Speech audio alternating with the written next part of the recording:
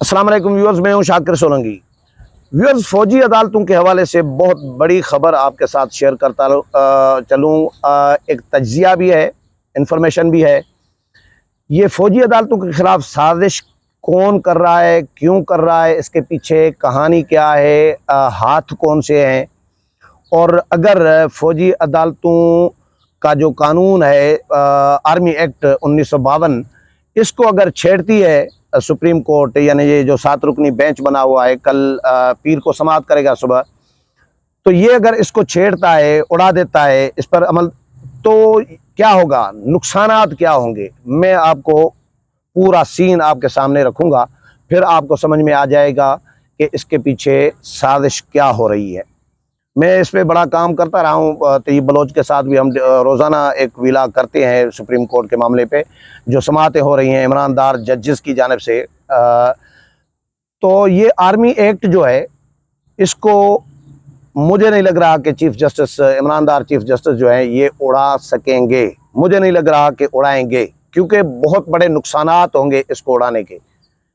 इसको अगर छेड़ेंगे, फ़र्ज़ करें उड़ा देते हैं, तो एक तो इसलिए नहीं उड़ाएंगे, मैं इसलिए कह रहा हूँ क्योंकि खुद रिमार्क्स में कहा है चीफ जस्टिस ने कि सिविलियन का फौजी अदालतों में ट्रायल माजी में होता रहा है और हो सकता है, हो भी सकता है, ये इस तरह का रिमार्क्स भी दिए हैं। तो उसमें से लग रहा है कि वो शायद न छेड़ें। लेकिन अगर छेड़ते हैं फौजी अदालतों को और इस आर्मी एक्ट को, तो नुकसानात ये होंगे कि एक तो आर्मी एक्ट के तहत सिविलियन का जो पहले ट्रायल होता रहा है, सज़ाएं होती रही हैं, वो सारी कलअदम हो जाएंगी। फ़र्ज़ करें नेशनल एक्शन प्लान के तहत फ़ौजी अदालतें बनाई गई थी ना, तो उस नेशनल एक्शन प्लान के तहत जिन दहशतगर्दों को सज़ाएं मिल चुकी हैं अभी तक, वो कलअदम हो जाएंगी, क्योंकि आर्मी एक्ट ही नहीं रहेगा। फ़र्ज़ करें इसको ही ख़त्म कर देती है सुप्रीम कोर्ट या इमरानदार जजेस, तो फिर उस आर्मी एक्ट के तहत उन फौजी अदालतों के ज़रिए जो जिनको सज़ाएं मिली हैं दहशतगर्दों को, उनकी सज़ाएं तो ख़त्म हो जाएंगी। भाई, आर्मी एक्ट ही गैर कानूनी अगर हो जाए, फ़र्ज़ करें उसका वजूद ही ख़त्म कर दिया जाए, फौजी अदालतों को गैर कानूनी करार दिया जाए अगर, तो फिर तो सीधी सी बात है कि फौजी अदालतों के ज़रिए जिन जिन को अभी तक दहशतगर्दों को जो सज़ाएं मिल चुकी हैं, वो भी कलअदम हो जाएंगी। तो फिर कैसे पॉसिबल है कि भाई ईमानदार जजेस इसको छेड़ें। तो ये तो उनकी भी सहूलतकारी होगी। और सिविलियन को, ये सिविलियन थे ना जो दहशतगर्दी करते थे, फौजी तो नहीं थे, सिविलियन थे जो दहशतगर्द थे, तो उनको सजाएं मिल चुकी है। उनको फौजी अदालतों में उनका केस क्यों चलाया जाता था? वो इसलिए क्योंकि सिविल अदालतें डरती थी, सिविल जज जो हैं, सिविल अदालतों के जजेस डरते थे, उनको धमकियां दी जाती थी, उनको बच्चों को अगवा की धमकियां दी जाती थी, कि उनको फ़ोनें की जाती थी कि आपके बच्चे फ़लाँ स्कूल में पढ़ते हैं, आपके बच्चे फ़लाँ स्कूल में पढ़ते हैं, फ़लाँ गाड़ी में जाते हैं, फ़लाँ टाइम से जाते हैं, फ़लाँ रूट से जाते हैं। तो वो जज बेचारे डर जाते थे और वो फिर इन दहशतगर्दों को सज़ाएँ नहीं दे पाते थे, इसलिए वो जाता था केस फौजी अदालतों में, और उसमें फिर उनको सज़ाएँ मिल चुकी हैं या मिलती रही हैं, तो वो भी ख़त्म हो जाएंगी। तो एक तो ये बहुत बड़ा नुकसान होगा। और दूसरी सबसे बड़ी बात, कुलभूषण यादव जो भारतीय जो जासूस था है, उसको फौजी अदालतों ने सजाए मौत दी है, फौजी अदालत ने। तो उसको फिर भारत उस फौजी अदालत के सजाए मौत के फैसले के खिलाफ, कुलभूषण यादव को सजाए मौत के फैसले के खिलाफ आलमी अदालत इंसाफ में चला गया भारत। आलमी अदालत इंसाफ ने इस सज़ा को बरकरार रखा, वैलिडेट किया है, इसको यानी तौसीक की है, समझे, एक किस्म एक तरह की, कि बिल्कुल ठीक है, सज़ा मिली है। लेकिन इसी आर्मी एक्ट, ये आलमी अदालत इंसाफ ने कहा है, सज़ा जो दी है फौजी अदालत ने आर्मी एक्ट के तहत, तो आर्मी एक्ट के तहत अपील का हक भी इनको होना चाहिए, क्योंकि आर्मी एक्ट में अपील का हक है। तो इसीलिए आलमी अदालत इंसाफ ने कहा है कि अपील का हक दिया जाए कुलभूषण यादव को। तो जब आलमी अदालत कह रही है कि हक दिया जाए आर्मी एक्ट के तहत, यानी आर्मी एक्ट को, फौजी अदालतों को आलमी अदालत इंसाफ ने तस्लीम किया है।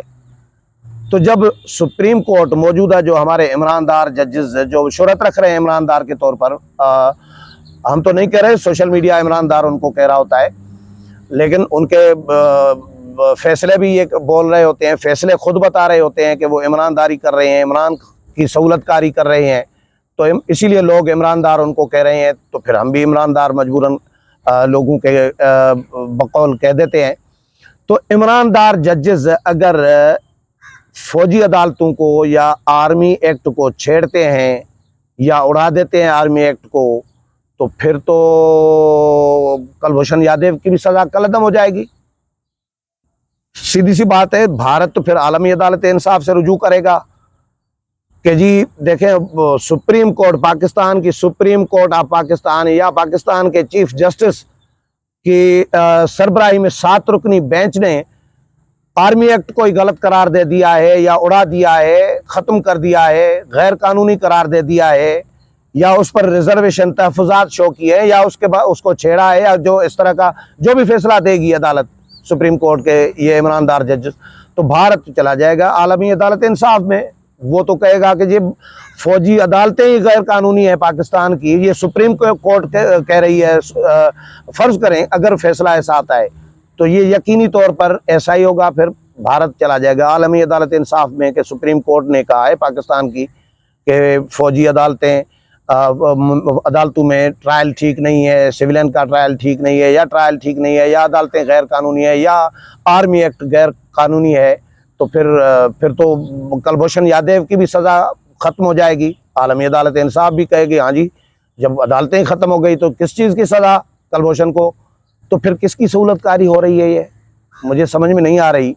ये हमने इसको कड़ियाँ कड़ियों से मिलाई हैं कि भाई अगर आर्मी एक्ट को या आर्मी फ़ौजी अदालतों के ख़िलाफ़ कोई फ़ैसला देता है chief justice of Pakistan Umar Ata Bandial और उनके ईमानदार कुछ साथी और बाकी जो जजेस हैं जो बेंच में बैठे हैं, तो ये तो भारत की सहूलतकारी होगी, ये तो कुलभूषण की भी सहूलतकारी होगी। बज़ाहिर इमरान खान की है, बज़ाहिर जो नज़र आ रहा है वो इमरान खान के लिए सहूलतकारी की जा रही है, लेकिन इसमें हो सकता है कि इसके पसे पर्दा ये भी हो सकती है। ये सवालात उठाए जा रहे हैं, लोग डिस्कस कर रहे हैं कि अगर ऐसा हुआ तो फिर ये होगा, फिर तो कुलभूषण यादव की भी सहूलतकारी होगी।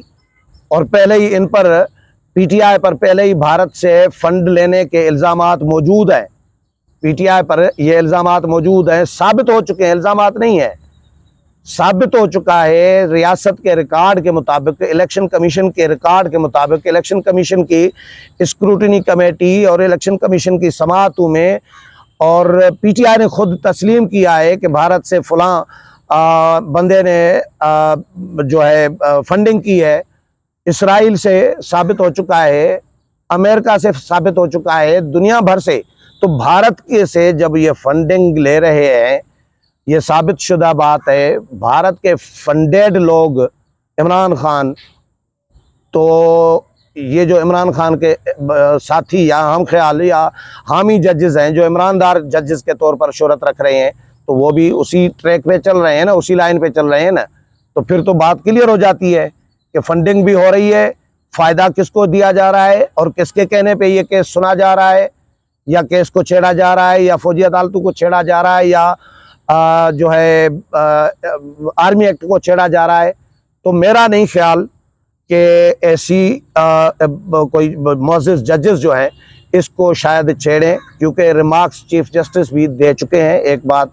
दूसरी बात, फिर इमरान खान खुद कह चुके हैं जब वज़ीर आज़म थे कि दहशतगर्दी के तमाम मुकदमात फ़ौजी अदालतों में जाने चाहिए। ये वीडियो क्लिप्स मौजूद हैं सोशल मीडिया पर, जब खुद कह चुके हैं कि दहशतगर्दी के तमाम मुकदमात फ़ौजी अदालतों में जाने चाहिए।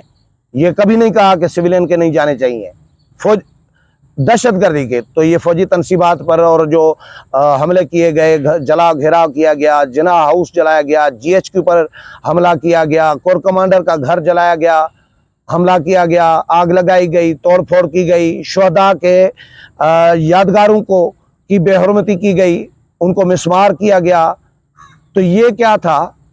ISI के दफ्तर पर हमला किया गया, रेडियो पाकिस्तान की बिल्डिंग पेशावर में जलाई गई, तो ये क्या है? इसको दहशतगर्दी नहीं कहा जाएगा तो क्या कहा जाएगा? तो ये भी दहशतगर्दी है। तो इसके भी मुकदमात फौजी अदालतों में चलने चाहिए। अब तो मुझे नहीं लग रहा कि फौजी अदालतों के ख़िलाफ़ शायद कोई जज फैसला दें या आर्मी एक्ट के ख़िलाफ़ जज फैसला दें, लेकिन ये तो जजेस पर मुनहसर है, डिपेंड करता है कि वो क्या फ़ैसला देते हैं। लेकिन अगर फ़ैसला दिया गया तो फिर ये जो जासूस है कुलभूषण यादव, उसकी भी सहूलतकारी होगी और भारत की भी सहूलतकारी होगी और उन दहशतगर्दों को की भी सहूलतकारी होगी, न सिर्फ इमरान खान की बल्कि उन दहशतगर्दों की भी सहूलतकारी होगी जिनको नेशनल एक्शन प्लान के तहत फौजी अदालतें सज़ाएं दे चुकी हैं। तो फिर ये कैसे पॉसिबल है कि पाक फ़ौज इस पे खामोश बैठे या पाक फ़ौज ऐसा होने दे कि भाई कुलभूषण को भी फ़ायदा, रिलीफ? तो नेशनल एक्शन प्लान के तहत जो मजहबी दहशतगर्द, मज़हब के नाम पर जो दहशतगर्दी करते रहे, जिनके सज़ाएं मिल चुकी हैं, उनको भी रिलीफ मिल जाए, इमरान खान को भी और PTI के सब लोगों को जिन्होंने फ़ौजी तनसीबात पर हमला किया।